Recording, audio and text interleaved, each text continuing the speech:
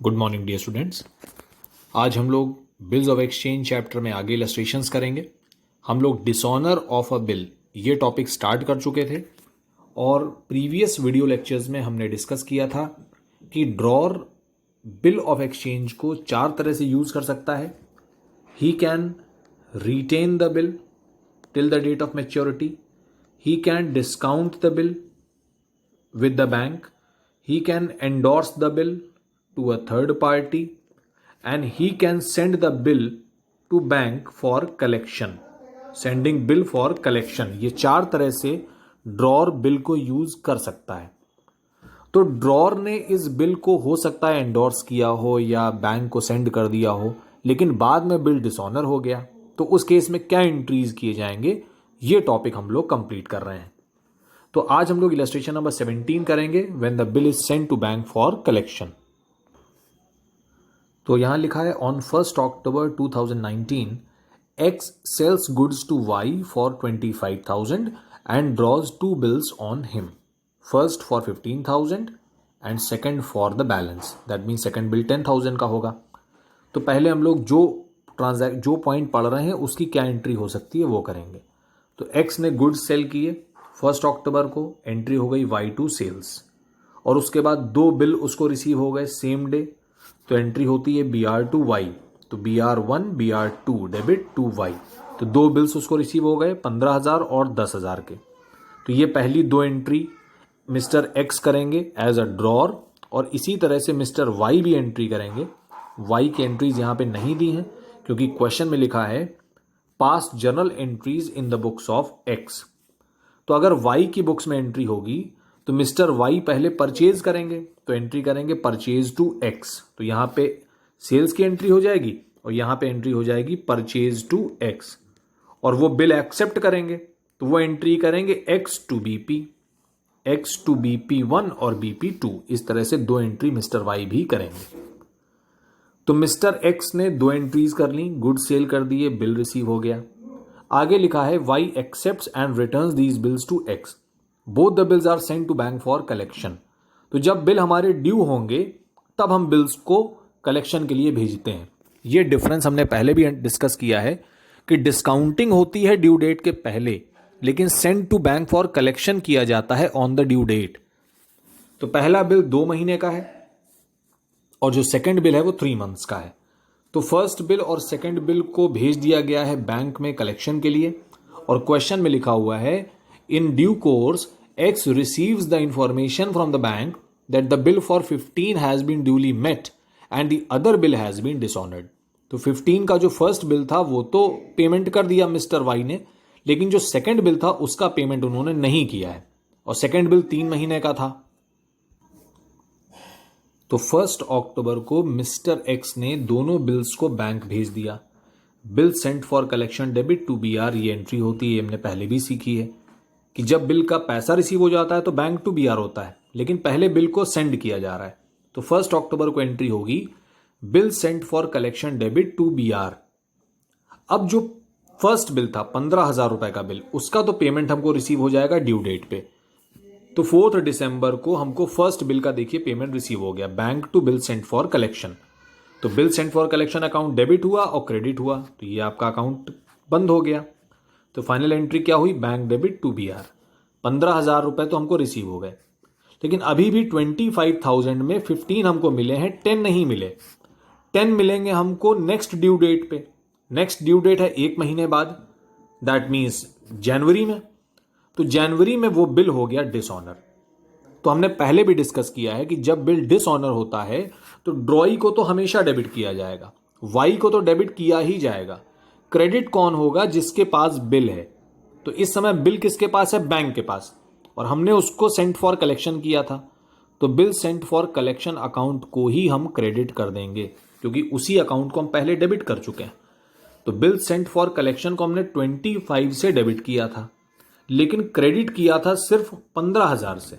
ये देखिए, डेबिट किया था 25 से, लेकिन क्रेडिट तो अभी सिर्फ 15 से ही हुआ है। 10 से क्रेडिट और होना चाहिए, तो 10 से क्रेडिट कर दिया। एंट्री हो गई Y debit to bill sent for collection, और साथ में नोटिंग चार्जेस भी हमने पे किए।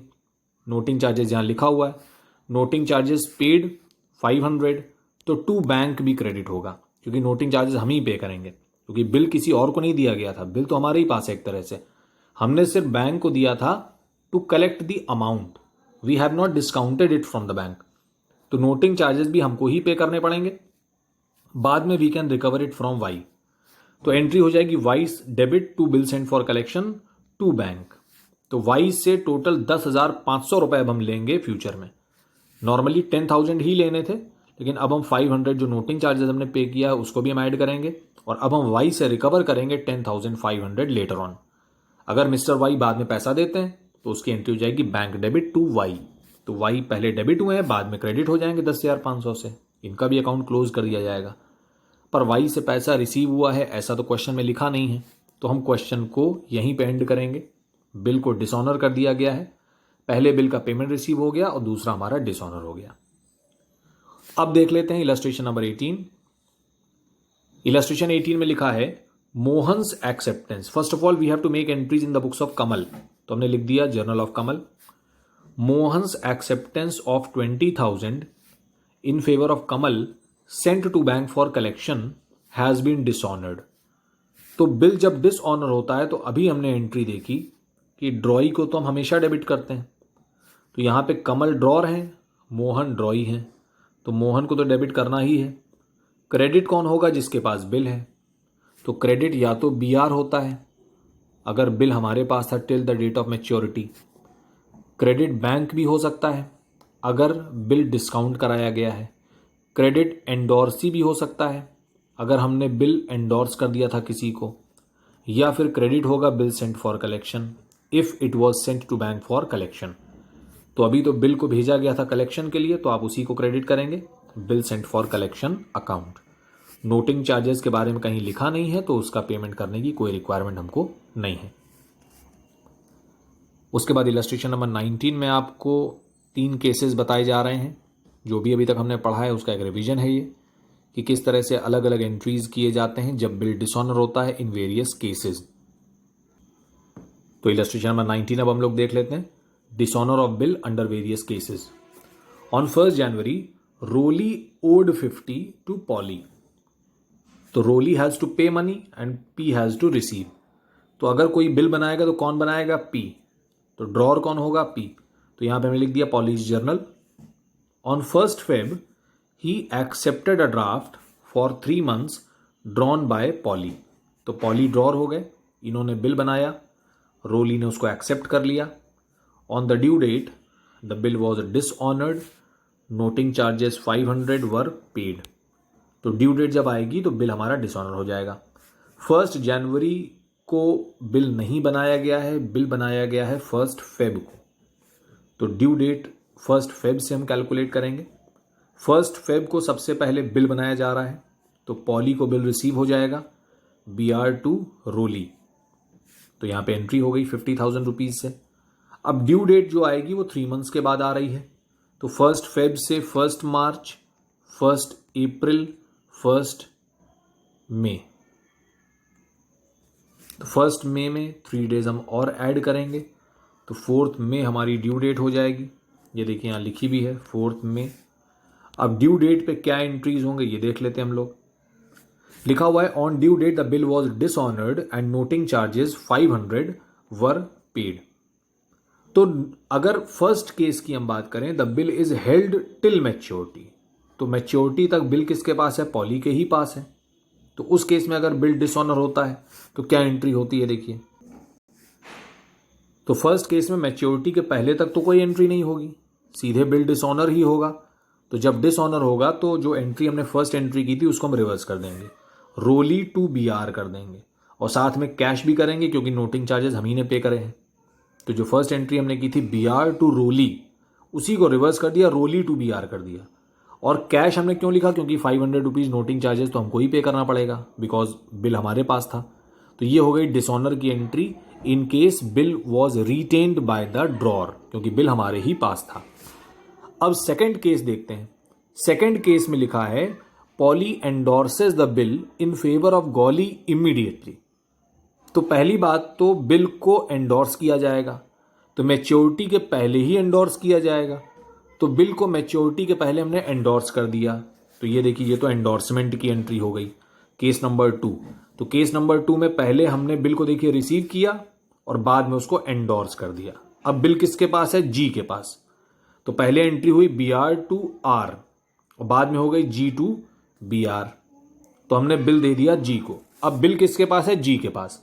और जब ड्यू डेट आ गया तो ड्यू डेट पे बिल हो गया डिसऑनर। तो अब हम देखिए क्या एंट्री करेंगे। डिसऑनर की एंट्री में मैंने बताया है कि हम लोग ड्रॉई को हमेशा डेबिट करेंगे। तो ड्रॉई कौन है इस समय? रोली, R। तो इसको तो डेबिट करना ही पड़ेगा आपको।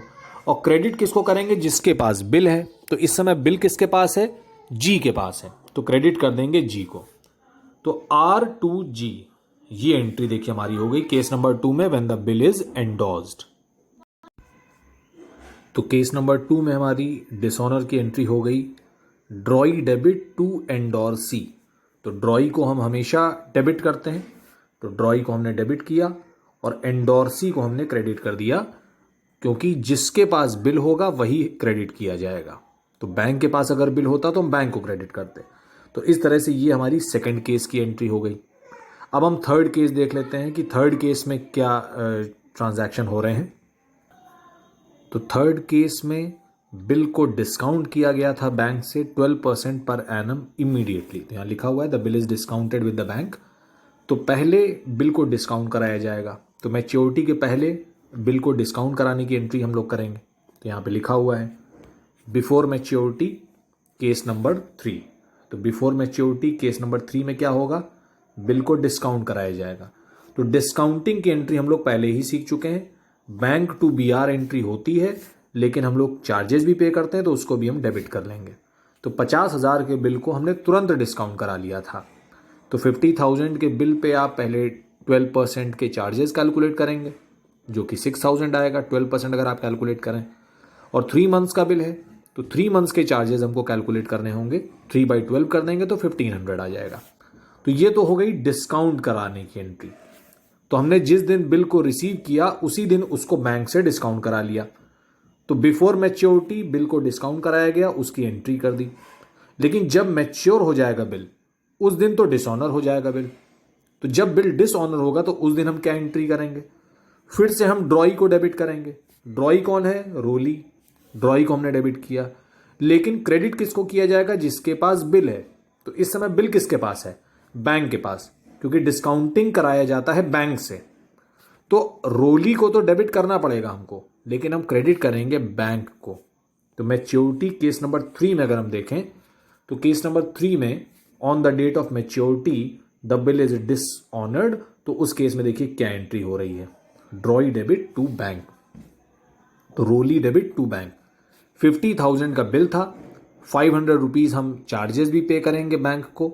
तो बैंक को हम टोटल पेमेंट करेंगे 50,500 का, और सेम अमाउंट हम रोली से रिकवर करेंगे आफ्टरवर्ड्स। तो जब भी बिल डिसऑनर होगा तो हर बार ड्रॉई डेबिट होगा। ये देखिए, सॉरी, हाँ, ड्रॉई डेबिट होगा। ये देखिए, हर बार हमने रोली को डेबिट किया है, क्रेडिट वाला पार्ट चेंज हो रहा है। अगर बिल हमारे पास है तो BR क्रेडिट होगा, और अगर हम नोटिंग चार्जेस पे कर रहे हैं तो कैश या बैंक भी क्रेडिट होगा। अगर बिल को हमने एंडोर्स किया था तो एंडोर्सी क्रेडिट होगा, और अगर बिल को हमने डिस्काउंट करा लिया था तो बैंक से डिस्काउंट होता है। तो बिल किसके पास है? बैंक के पास। तो बैंक को क्रेडिट कर दीजिए आप। ड्रॉई को तो डेबिट करना ही है हमेशा, सिर्फ क्रेडिट पार्ट हमारा चेंज हो जाएगा। तो ये है इलस्ट्रेशन नंबर 19, जिसमें तीनों केसेस हमने डिस्कस कर लिए कि क्या एंट्रीज की जाएंगी इन ऑल द 3 केसेस। तो आई होप इलस्ट्रेशन नंबर 19 सभी स्टूडेंट्स को समझ में आया होगा। और इस चैप्टर के अब इस टॉपिक तक कुछ अनसॉल्व क्वेश्चंस भी मैं बता दूंगा। प्रीवियस जो वीडियो लेक्चर था उसके बाद भी मैंने आपको अनसॉल्व क्वेश्चंस कुछ बताए थे, तो उसको ज़रूर प्रैक्टिस करते रहें। और यहाँ तक जो केसेस हमने कंप्लीट किए हैं, इसके अनसॉल्व क्वेश्चंस मैं बता दूंगा, तो उसको भी आप लोग कर लीजिएगा। तो आज हम लोग इतना ही करेंगे। आगे के वीडियोज़ में इस चैप्टर के जो और टॉपिक्स अभी बचे हुए हैं उसको भी हम लोग कंप्लीट करेंगे। Thank you so much. God bless you.